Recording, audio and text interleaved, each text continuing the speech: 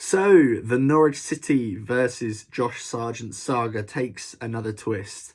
Feels like a good time to have a very quick chat about Josh Sargent and Norwich City and how tragic this has all become very quickly.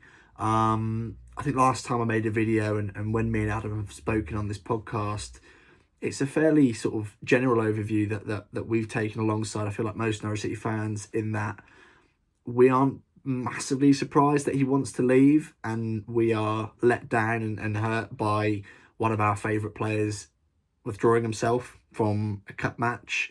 And it was kind of left there, and it was almost like, I think I sort of maintained this deluded view that perhaps he could apologise and play a part then leave in the summer. But we've clearly gotten to a point now where things are seemingly too far gone, too far down the line. Josh Sargent's agents are earning their overtime. And the story that's come out today about a meeting with Philippe Clement and Ben Knapper and comments about family really just sort of symbolise how ridiculous, but as I said, just tragic, annoying, inconvenient this whole saga is. The general view is that Norwich City are in a relegation scrap, and they need everyone pulling in the sort of the right direction, the same direction as one another. But Josh Sargent, one of Norwich's sort of leading players, and I appreciate the comments about form and the quality of Makama and actually his position, the team not being maybe as vital as it once was, but every single player needs to be pulling in the right direction, the same direction, and Josh Sargent isn't, and this has kind of led to this horrible little standoff where he's refusing to play, he's refusing to apologise, Norwich are seemingly digging in and refusing to sell him, and now we've got meetings being held and comments allegedly made about family, and that for me is just really sad. I feel like often what you see with these stories, you have to kind of listen to both sides and draw your own truth, usually somewhere down the middle in between the stories. I would imagine, and I'm speculating purely, that a comment was made.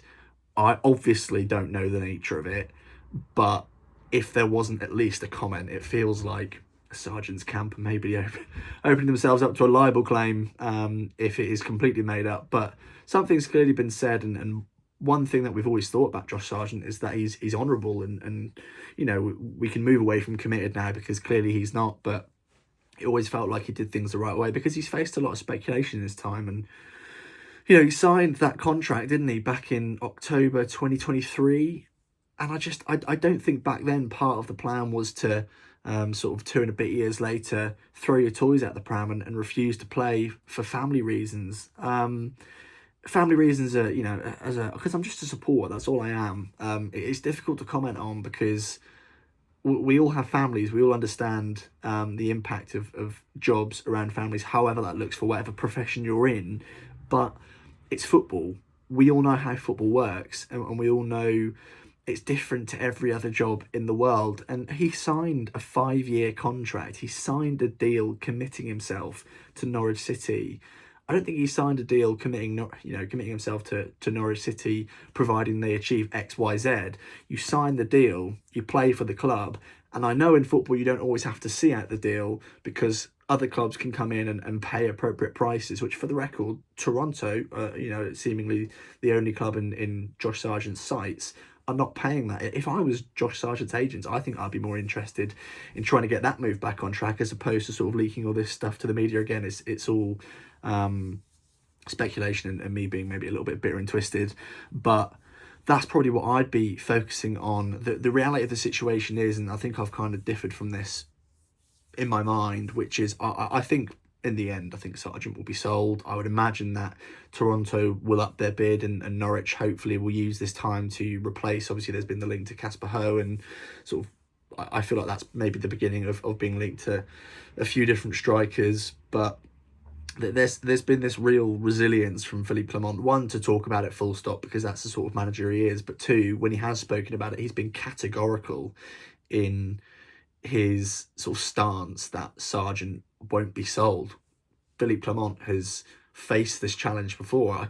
the best example I can think of, the most pertinent one, is probably Todd Cantwell at Rangers, and it was to do with attitudes and commitment, and he fronted it in the media but didn't fixate on it too much. I remember literally at the time it happening, and obviously it's because of the Norwich City connection with Todd Cantwell. That's kind of why you saw it, but there was only one winner there, and that was Philippe Clement. Norwich City, I think we'll probably sell him, as I say, but to be quite honest with you, unless we're talking like a life or death situation, when it comes to family, I think Norwich should stand their ground, because this is, for Norwich City, and for me as a Norwich City fan, obviously I'm going to take the side of the football club because they're the permanent object in my life. Josh Sargent isn't. I think Norwich need to dig their heels in, as they are clearly, and just set a standard, because too many times recently have we seen players get what they want almost through stropping. Obviously Johnny Rowe is the first one, and then you've got Nunez, who clearly or seemingly never refused to play, and then you've got Abu Kamara, again, didn't refuse to play, but kind of put in that transfer request. The grass wasn't greener, and hasn't been greener for him. So what Philippe Clement needs to do, if he, and he has commanded a lot of respect from, I feel like, everyone associated with Norwich City, what he needs to do is continue to dig his heels in and say, no one is bigger than the club, because they're not. They really aren't. Players come and go. The football club is sort of the one constant that is there. And I fear for what sort of precedent it'll set for players, who are here at the moment, but also players potentially coming in the future. If they can just see that, look, you can sign a 5-year deal, but as long as you throw your toys at the pram and walk out of a meeting, then you can get the move you want. Which is kind of my stance on it, and I appreciate that. In the grand scheme of things, my stance doesn't matter. But I seem to have this weird little hobby of picking a camera up and waffling.